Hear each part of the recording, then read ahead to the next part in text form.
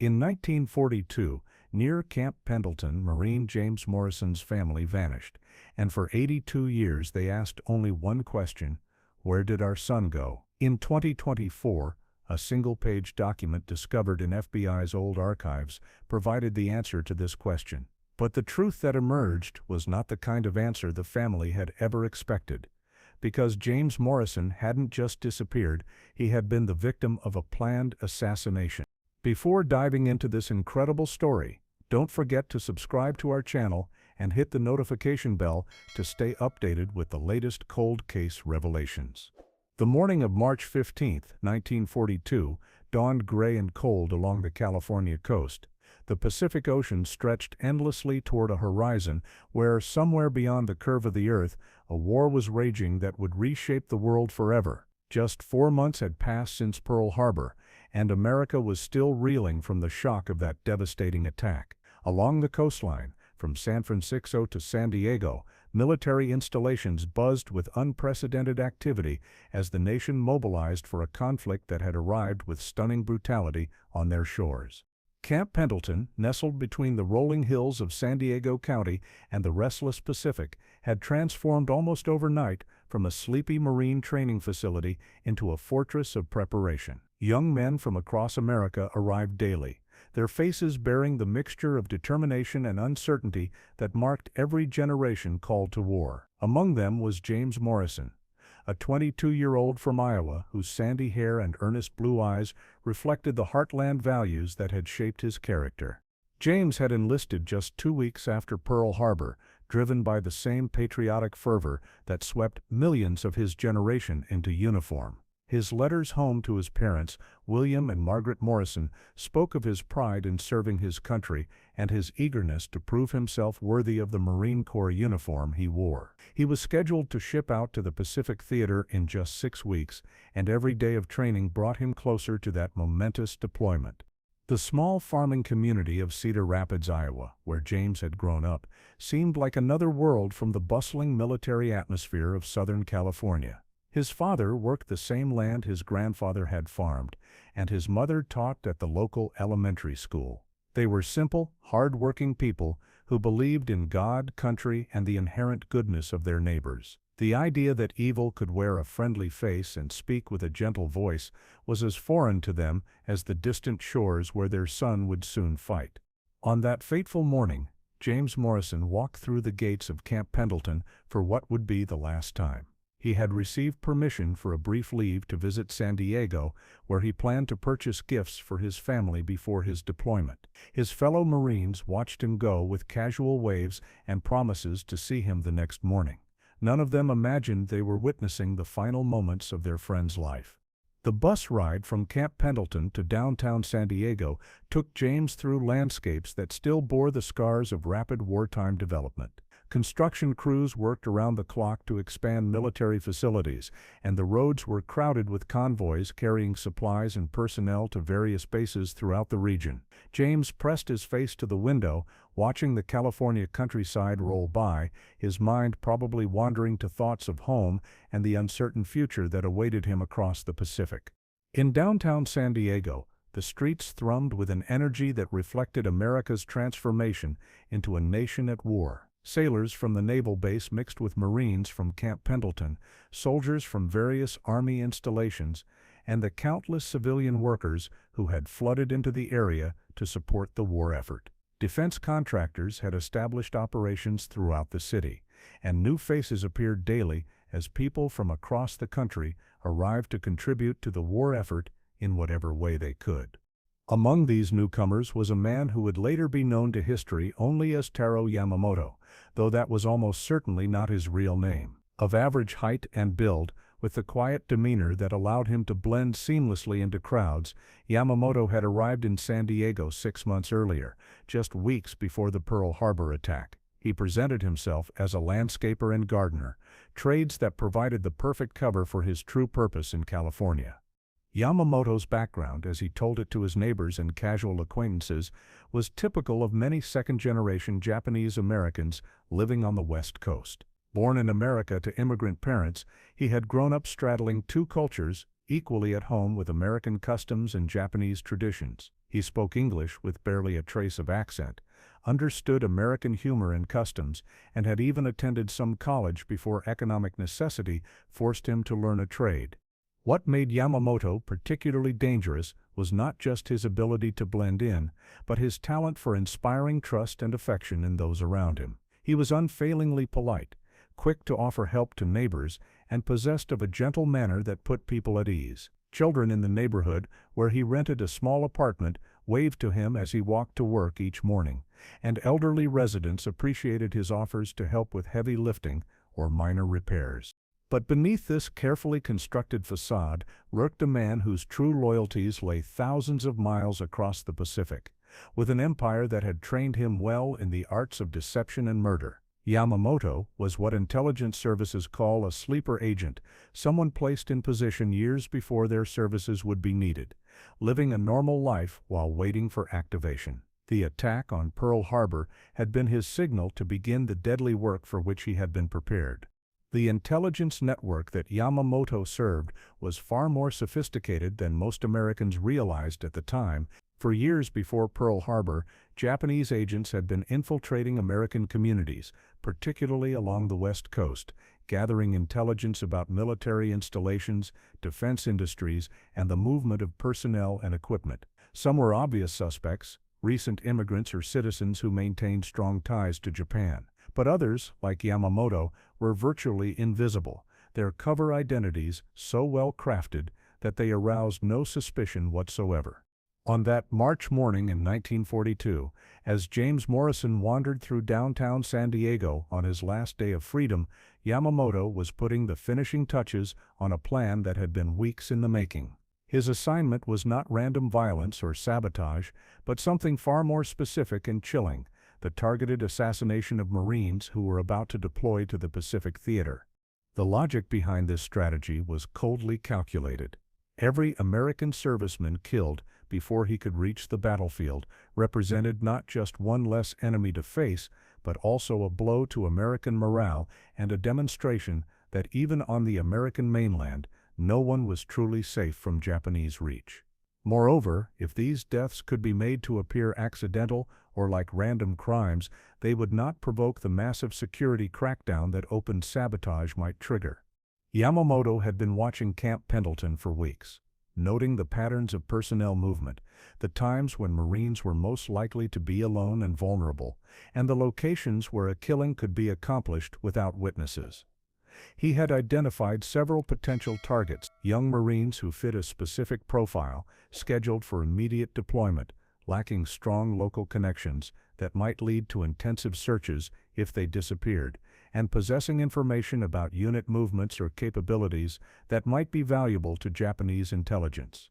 James Morrison had caught Yamamoto's attention several weeks earlier during one of the agent's surveillance operations near Camp Pendleton.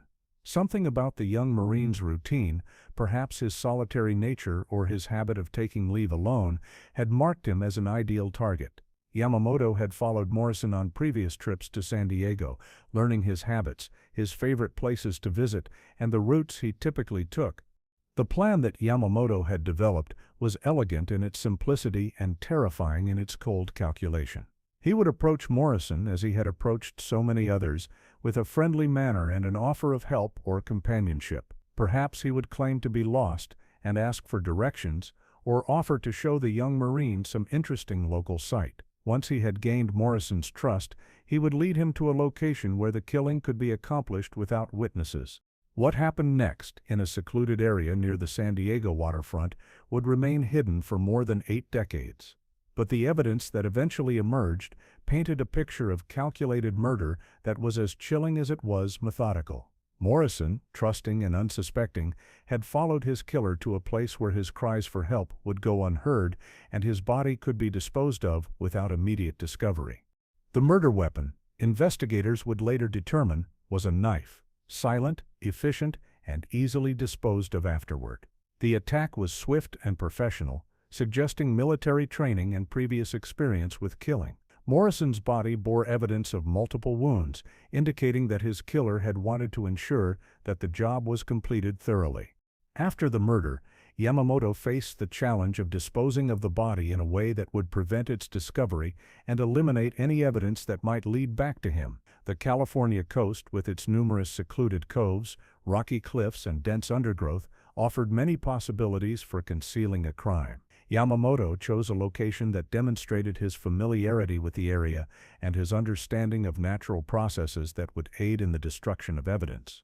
When James Morrison failed to return to Camp Pendleton the following morning, his absence was noted but not immediately cause for alarm.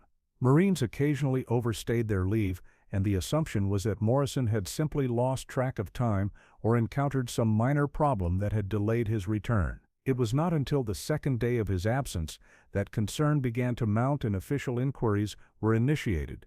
The search for Morrison began with routine checks of local hospitals, jails, and morgues, the standard procedure for locating missing military personnel. When these yielded no results, the investigation expanded to include interviews with bus drivers, taxi operators, and other transportation workers who might have seen Morrison or given him a ride. Military police canvassed the areas of San Diego that Marines typically frequented, showing Morrison's photograph to bartenders, shop owners, and hotel clerks. The investigation was hampered by the chaos and confusion that characterized wartime America. San Diego was flooded with transient military personnel, defense workers, and others whose presence was temporary and whose movements were difficult to track. Moreover, the authorities were dealing with numerous other cases: deserters, personnel who had gone AWOL, and civilians who had disappeared in the general upheaval of a nation at war. As days turned to weeks without any trace of Morrison, the official investigation began to wind down. The most likely explanation, authorities concluded, was that Morrison had deserted, a shameful but not uncommon occurrence among young men facing the prospect of combat. This theory was supported by the fact that Morrison had disappeared while on leave, carrying what money he possessed, and had shown no signs of distress or unusual behavior before his departure. The desertion theory was devastating to Morrison's family back in Iowa. William and Margaret Morrison refused to believe that their son, who had spoken so enthusiastically about serving his country, would simply walk away from his duties. They wrote letters to military authorities, pleading for a more thorough investigation, but their requests were politely declined. In wartime, resources could not be devoted indefinitely to cases where the most likely explanation was voluntary absence. As the months passed and no word came from James, the Morrison family was forced to confront the possibility that their son was truly gone. The military's official position remained that James Morrison was a deserter, a classification that carried profound social stigma and eliminated any possibility of benefits or recognition for his family. Friends and neighbors in Cedar Rapids whispered about the Morrison boy who had brought shame to his family by running away from his duty. The pain of this situation was compounded by the fact that other sons from Cedar Rapids were distinguishing themselves in combat throughout the Pacific Theater. Newspapers carried reports of local boys who had earned medals for heroism or given their lives in service to their country. The Morrison family could only sit in silent anguish, knowing that their son was grouped with cowards and deserters rather than patriots and heroes. Meanwhile, Taro Yamamoto continued his life in San Diego as if nothing had happened. His neighbors noticed no change in his demeanor or routine. He continued to work as a landscaper, continued to offer friendly greetings to those he encountered, and continued to present himself as a loyal American who was doing his part to support the war effort. The successful completion of his first assassination had confirmed his effectiveness and established his credentials with his handlers.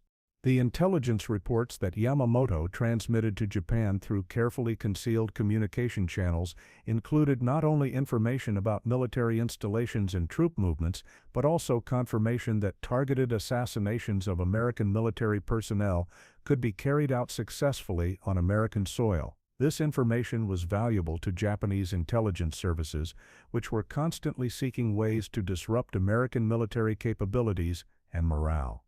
Over the following months, Yamamoto received instructions to continue his work, expanding his operations to include other targets and other forms of sabotage.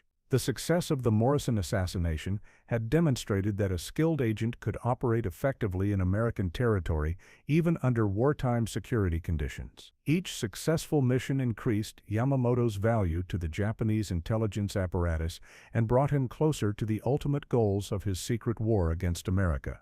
But Yamamoto's success also carried within it the seeds of his eventual exposure. Every crime leaves traces, and every secret operation creates vulnerabilities that may not become apparent until years or even decades later. The murder of James Morrison had been carefully planned and expertly executed, but it had not been perfect. Small pieces of evidence, seemingly insignificant at the time, were scattered like seeds that would eventually grow into the proof needed to solve the case. The most significant piece of evidence was created by Yamamoto himself, in the form of a detailed report that he prepared for his Japanese handlers describing the successful completion of the Morrison assignment. This report, written in code and containing specific details about the planning and execution of the murder, was transmitted to Japan through the intelligence network that supported Yamamoto's operations. Unknown to Yamamoto, however, American intelligence services had begun to penetrate the Japanese communication networks operating on the West Coast. The combination of improved technology, increased resources devoted to counterintelligence, and the recruitment of sources within Japanese-American communities had created new opportunities for detecting and monitoring enemy activities. The coded message describing Morrison's murder was intercepted by American intelligence operatives, but its significance was not immediately recognized. The code was sophisticated, and the volume of intercepted communications was overwhelming for the small number of analysts working on Japanese intelligence activities. The Morrison report was filed away with thousands of other intercepts, awaiting the time and resources needed for proper analysis. As 1942 gave way to 1943 and 1943 to 1944, the war in the Pacific began to turn in America's favor. The victories at Midway and Guadalcanal marked the beginning of the long campaign that would eventually bring American forces to Japan's doorstep. But even as American military fortunes improved, the intelligence war continued with undiminished intensity. Yamamoto, meanwhile, had expanded his activities beyond assassination to include sabotage operations against defense installations and the recruitment of additional agents to expand the Japanese intelligence network in California. His success had brought him to the attention of higher levels of the Japanese intelligence hierarchy, and he was given increased responsibilities and resources to continue his work. The expansion of Yamamoto's activities, however, also increased the risks he faced.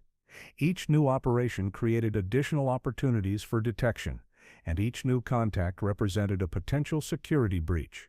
Moreover, American counterintelligence capabilities were improving rapidly as the war progressed, and the environment in which Yamamoto operated was becoming increasingly dangerous. The first sign that Yamamoto's security might be compromised came in late 1943, when one of his communication channels to Japan was suddenly shut down without explanation. This could have meant many things: that the channel had been discovered by American intelligence, that it had been compromised by technical problems, or simply that it was no longer needed by his handlers. Yamamoto continued his operations while watching carefully for other signs that his cover might be blown. The second warning came in early 1944, when Yamamoto noticed that he was receiving unusual attention from local law enforcement. Police officers seemed to be making more frequent patrols through his neighborhood, and he was questioned twice about minor matters that would not normally have warranted official attention. These incidents could have been coincidental, but Yamamoto's training had taught him to be suspicious of patterns that might indicate surveillance. By the spring of 1944, Yamamoto had made the decision to cease his active operations and prepare for possible evacuation. He began to reduce his profile, declining social invitations and avoiding situations where he might attract attention. He also began to prepare contingency plans for destroying evidence and eliminating traces of his activities in case of discovery. The decision to suspend operations proved to be prescient. In June 1944, American intelligence services finally succeeded in breaking the code used in the intercepted message describing Morrison's murder. The analysis revealed not only the fact that Morrison had been assassinated, but also specific details about the methods used and the identity of the agent responsible. The revelation that James Morrison had been murdered, rather than having deserted his post, sent shockwaves through the military and intelligence communities. The implications were profound. Japanese agents were operating on American soil with sufficient sophistication to carry out targeted assassinations of military personnel. Moreover, the existence of one such agent suggested that there might be others operating in similar fashion. A massive counterintelligence operation was immediately launched to locate and apprehend Yamamoto and any associates he might have. FBI agents, military intelligence officers, and local law enforcement personnel were mobilized in the largest manhunt in California's history. Yamamoto's description was circulated to every police station, military installation, and security checkpoint in the state. But when the authorities arrived at Yamamoto's apartment in San Diego, they found it empty. The agent had vanished as completely as if he had never existed. His landlord reported that Yamamoto had paid his rent through the end of the month and had left no forwarding address. Neighbors recalled seeing him loading a few belongings into an old car several days earlier, but no one had thought to note the license plate number or the direction in which he had departed. The search for Yamamoto continued for months, extending across the entire West Coast and eventually to other parts of the country.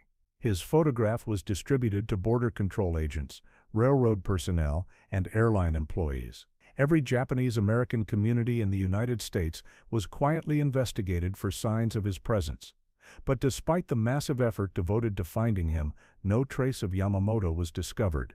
As the war ended and the immediate threat from Japanese intelligence operations diminished, the search for Yamamoto was gradually scaled back. The case file was transferred from active status to the growing collection of unsolved wartime crimes that would eventually become the responsibility of various federal agencies. The official position was that Yamamoto had probably fled to Japan or had been killed by his own handlers to prevent his capture. For the Morrison family in Iowa, the revelation that James had been murdered, rather than having deserted, brought a mixture of relief and renewed anguish. The stigma of desertion was lifted from their son's name, and he was posthumously awarded the medals and recognition that had been denied him for so many years. But the knowledge that James had been killed in such a calculated manner and that his killer had escaped justice was almost more painful than the uncertainty they had endured. William Morrison, who had aged visibly during the years of not knowing his son's fate, devoted the remaining years of his life to seeking justice for James. He corresponded with military authorities, congressmen, and anyone else who might have the power to reopen the investigation. His letters, written in the careful hand of a man who had left school after 8th grade to work on the family farm, were eloquent testimonies to a father's love and a citizen's faith in justice. Margaret Morrison channeled her grief into volunteer work with other military families, becoming a tireless advocate for those whose loved ones were missing in action or had died under uncertain circumstances. She understood, as few people could, the special torment of not knowing the truth about a child's fate, and she worked to ensure that other families would not have to endure the same uncertainty that had dominated her life. The Morrison case became part of the larger historical record of World War II, mentioned briefly in academic studies of Japanese intelligence operations and wartime security breaches. But for the most part, the story of James Morrison's murder and the hunt for his killer faded from public memory, overshadowed by the larger events and heroes of the war years. Decades passed, and the principals in the case grew old and died. William Morrison passed away in 1968, still hoping that someday his son's killer would be brought to justice.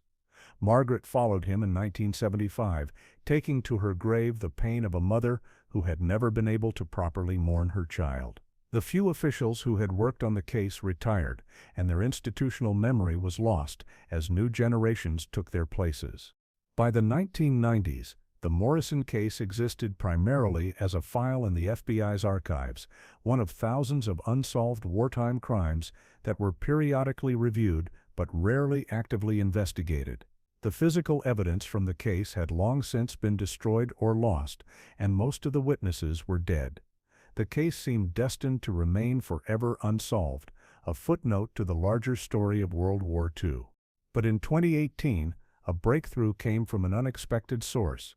A team of researchers working on a documentary about Japanese intelligence operations during World War II discovered a cache of documents that had been overlooked in previous investigations.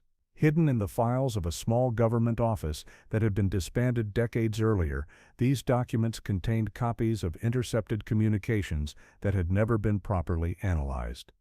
Among these documents was a message that provided additional details about Yamamoto's operations, including references to other crimes he had committed and contacts he had maintained. More importantly, the message contained information that allowed investigators to trace Yamamoto's movements after his disappearance from San Diego in 1944. The trail led to a small town in Oregon, where records showed that a man matching Yamamoto's description had lived under an assumed name for several years after the war. From Oregon, the trail continued to Washington state, then to Idaho, and finally to a remote area of Montana, where all traces of Yamamoto seemed to end in the early 1950s. FBI investigators, working with local law enforcement in Montana, began to search for any evidence of Yamamoto's presence in the area. They interviewed elderly residents who might have remembered a Japanese man living in the community, checked property records for unusual transactions, and examined death certificates for any that might match Yamamoto's profile. The breakthrough came when investigators located the former owner of a general store who remembered a quiet Japanese man who had lived on a remote ranch in the early 1950s. The man had kept to himself, paid his bills in cash, and had died in what appeared to be a hunting accident. He had been buried in the local cemetery under a name that was almost certainly false. Exhumation of the grave revealed skeletal remains that were consistent with Yamamoto's known physical characteristics. More importantly, personal effects found with the body included a small notebook written in a combination of Japanese and English that contained what appeared to be a confession to numerous crimes, including the murder of James Morrison. The notebook, painstakingly translated by experts in Japanese language and World War II codes, provided a detailed account of Yamamoto's activities as a Japanese agent. It described not only the Morrison assassination, but also several other murders, multiple sabotage operations, and an extensive intelligence network that had operated throughout the western United States during the war years. The confession revealed that Yamamoto had lived with the burden of his crimes for many years after the war, gradually becoming consumed by guilt and paranoia. His isolation in Montana had been partially self-imposed, as he feared both discovery by American authorities and retribution from his former Japanese handlers who might have viewed him as a liability. The notebook's final entries described Yamamoto's decision to end his own life rather than continue living with the weight of his actions. The hunting accident that had killed him was revealed to be suicide, carefully staged to appear accidental so that he could be buried with some dignity rather than as a suicide victim. When news of the discovery broke in 2024, it created a sensation that reached far beyond the usual interest in cold case revelations. The Morrison case represented not only a long-delayed resolution to a World War II mystery, but also a glimpse into the shadowy world of intelligence operations that had continued long after the war's end. For historians, the Yamamoto confession provided valuable insights into the extent and sophistication of Japanese intelligence operations on American soil during World War II. The revelation that agents like Yamamoto had been able to operate successfully for years, carrying out assassinations and sabotage operations, raised new questions about the effectiveness of American counterintelligence efforts during the war. For the American intelligence community, the case served as a reminder of the long-term consequences of intelligence failures and the importance of maintaining vigilance against foreign intelligence operations. The fact that Yamamoto had remained undetected for so long and had died without being brought to justice highlighted the challenges faced by counterintelligence agencies in identifying and neutralizing foreign agents. But perhaps most importantly, the resolution of the Morrison case provided closure for a family and a community that had waited more than 8 decades for the truth. James Morrison's name was finally cleared of the suspicion of desertion, and his sacrifice was recognized as part of the larger story of Americans who had given their lives in service to their country. The Morrison family, now represented by distant relatives who had kept alive the memory of the young Marine who had disappeared so long ago, held a memorial service at Arlington National Cemetery. James Morrison's name was added to the walls that commemorate America's war dead, taking its rightful place among those who had died in service to their country. The community of Cedar Rapids, Iowa, which had whispered about the Morrison boy who had supposedly deserted his post, held its own memorial service to honor the young man who had actually died as a victim of enemy action on American soil. A small monument was erected in the town square, bearing James Morrison's name and a simple inscription: "He served with honor, he died with courage, he was remembered with love." The story of James Morrison and Taro Yamamoto serves as a powerful reminder of the hidden casualties of war and the long reach of historical justice. It illustrates the patience required to solve the most complex cases and the importance of never giving up the search for truth, no matter how much time has passed. In an era when international tensions continue to create new threats to American security, the Morrison case also serves as a warning about the sophisticated nature of foreign intelligence operations and the potential for enemy agents to operate undetected within American communities. The techniques used by Yamamoto, the careful construction of a false identity, the patient building of trust within a community, the selection of vulnerable targets, remain relevant to contemporary security concerns. The resolution of the Morrison case after 82 years stands as a testament to the dedication of investigators who refused to let time erase the pursuit of justice. It demonstrates that even the most carefully concealed crimes can eventually be brought to light through the combination of new technology, persistent investigation, and the occasional stroke of luck that provides the key to unlocking decades-old mysteries. As the files on the Morrison case were finally closed in 2024, they carried with them the lessons learned from one of the longest cold case investigations in American history. The story of James Morrison, the young Marine who went to buy gifts for his family and never returned, had finally found its ending, not the happy ending that his parents had prayed for so many decades earlier, but the truthful ending that his memory deserved.